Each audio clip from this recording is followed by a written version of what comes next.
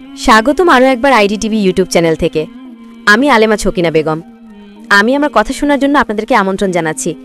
ভিডিওটি দেখে যারা একটি সুন্দর কমেন্টস করবেন, আমি তাদের সাথে যোগাযোগ করব। আসসালামু আলাইকুম ওয়া রাহমাতুল্লাহ।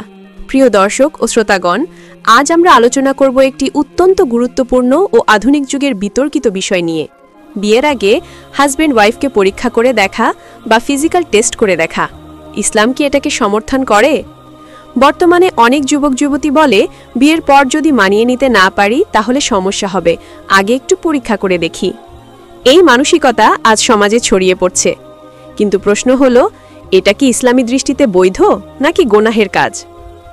ইসলামে বিবাহ শুধুমাত্র শারীরিক সম্পর্কের জন্য নয়, বরং এটা একটি পবিত্র বন্ধন, দুই আত্মার মিলন, দুই পরিবারের বন্ধন এবং আল্লাহর আদেশ অনুযায়ী একটি ইবাদত।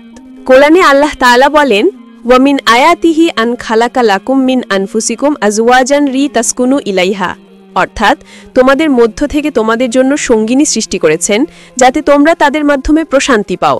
সূরা রুম 21। এখানে লক্ষ্য করুন, আল্লাহ বলেছেন লিতাসকুনু ইলাইহা, প্রশান্তি পাও, পরীক্ষা করো তা বলেননি। অর্থাৎ বিয়ের উদ্দেশ্য হল মানসিক প্রশান্তি ও আত্মিক ভালোবাসা, কোনো ট্রায়াল নয়।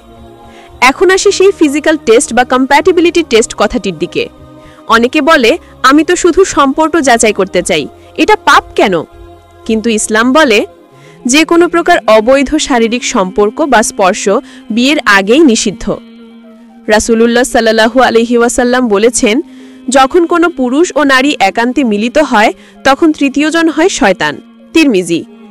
অর্থাৎ বিয়ের আগে কোনো শারীরিক যোগাযোগই ইসলামীভাবে হারাম, তা যত টেস্ট নামেই হোক না কেন। ইসলাম আমাদের শেখায়, যাকে বিয়ে করতে চাও তাকে দেখা, জানা ও তার চরিত্র, আখলাক ও ধর্মীয় জীবন সম্পর্কে তথ্য নেওয়া বৈধ। এটাকে বলে ইস্তিখারা ও ইস্তিশারা। রাসূলুল্লাহ সাল্লাল্লাহু আলাইহি ওয়াসাল্লাম বলেছেন, যখন তোমাদের কেউ বিয়ে করতে চায় তখন যেন সে যে নারীকে বিয়ে করতে চায় তাকে দেখে নেয়। আবু দাউদ। কিন্তু দেখার অর্থ এখানে শারীরিক পরীক্ষা নয়, বরং বোঝা সে ধার্মিক কিনা, আখলাক ভালো কিনা, পারিবারিকভাবে মানানসই কিনা। আজকের যুব সমাজে আমরা দেখি অনেকেই টেস্ট রিলেশনশিপ নামে এক ধরনের জিনা সম্পর্ক শুরু করে। এটা সমাজে নোস্টামি, অবিশ্বাস এবং আল্লাহর গজব ডেকে আনে। কোরআনে স্পষ্টভাবে আল্লাহ বলেন, তোমরা ব্যভিচারীর কাছেও যেও না, নিশ্চয়ই এটি এক অশ্লীল কাজ এবং অত্যন্ত নিকৃষ্ট পথ। সূরা ইসরা 32। সুতরাং ফিজিক্যাল কম্প্যাটিবিলিটি যাচাই করার নামে যদি কেউ অবৈধ সম্পর্ক করে তাহলে সেটা সরাসরি জিনা এবং এর শাস্তি পৃথিবী ও পরকালে অত্যন্ত কঠিন। তাহলে সমাধান কি? বিয়ের আগে পারিবারিক পরামর্শ নিন, আল্লাহর কাছে দোয়া করুন, ইস্তিখারা করুন। জীবনসঙ্গীর দিন, চরিত্র ও আদব দেখুন, না যে তার বাহ্যিক চেহারা বা শারীরিক দিক। রাসূলুল্লাহ সাল্লাল্লাহু আলাইহি ওয়াসাল্লাম বলেছেন, নারীকে বিয়ে করা হয় 4টি কারণে: তার সম্পদ, বংশ, সৌন্দর্য ও ধর্ম। তবে তুমি ধর্মবতী নারীকে অগ্রাধিকার দাও, তোমার জন্য কল্যাণকর হবে। বুখারী ও মুসলিম। প্রিয় দর্শকবৃন্দ, বিয়ে একটি আমানত, একটি পবিত্র সম্পর্ক। এটাকে পরীক্ষার বস্তু বানানো ইসলাম অনুমোদন করে না।